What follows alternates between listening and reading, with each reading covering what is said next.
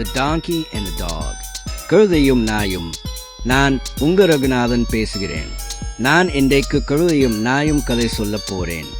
இந்த கதை பிடித்து இருந்தால் ரகுநாதன் சீனிவாசன் சேனலை லைக் பண்ணுங்க, ஷேர் செய்யுங்க, லைக் பட்டனை அழுத்துங்கள்.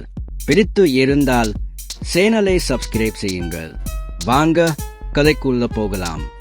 ஒரு ஊரில் ஒரு விவசாயி வாழ்ந்துட்டு வந்தாரு. அவர் தோட்டத்தில் ஒரு நாயும் கழுதையும் இருந்துச்சு.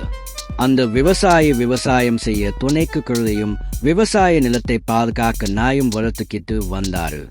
ஒரு நாள் விவசாய நிலத்து பக்கம் ஏதோ சத்தம் கேட்டுச்சு. உடனே அங்க ஓடிப்போன நாய் அங்க காட்டு பமிங்க பயிர்களை திங்கிறத பார்த்துச்சு. உடனே சத்தமா குறைக்க ஆரம்பிச்சுச்சு. அந்த நாய் உடனே தூக்கத்துல இருந்து எழுந்திரிச்ச விவசாயி பெரிய கம்பை எடுத்து அந்த காட்டு பன்னிங்களை துரத்தி விட்டுட்டாரு. தன்னோட பயிர்களை காப்பாத்துன நாய்க்கு அம்மையில இருந்து நிறைய சோறு போட்டாரு அந்த விவசாயி. இதை பார்த்த கழுதைக்கு தானும் நாய் போல காவல் வேலை செஞ்சா நிறைய சோறு கிடைக்கும்னு நினைச்சிச்சு. அதனால தோட்டத்துல சின்ன அசைவு சத்தம் கேட்டா கூட சத்தம் போட்டு கணைக்க ஆரம்பிச்சிச்சு.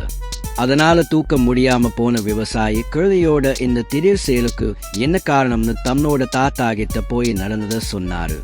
புத்திசாலியான அந்த தாத்தா ஒரே வீட்டுல 2 குழந்தைகள் இருந்தா எப்படி பாரபட்சம் காட்டாம வளர்க்குறோமோ அது மாதிரி நம்மை செஞ்சாலும் செயலினாலும் கழுதையையும் நாயையும் ஒரே மாதிரி நடந்து 2க்கும் ஒரே மாதிரி உணவு கொடுன்னு சொன்னாரு. அப்பதான் அந்த விவசாயிக்கு உண்மை புரிஞ்சு அம்மையில இருந்து நாய் காவல் காக்குற வேலை மட்டும் செஞ்சுச்சு. கழுதை போதி சுமக்கிற விவசாய வேலை மட்டும் செஞ்சு சந்தோஷமா இருந்துச்சுங்க.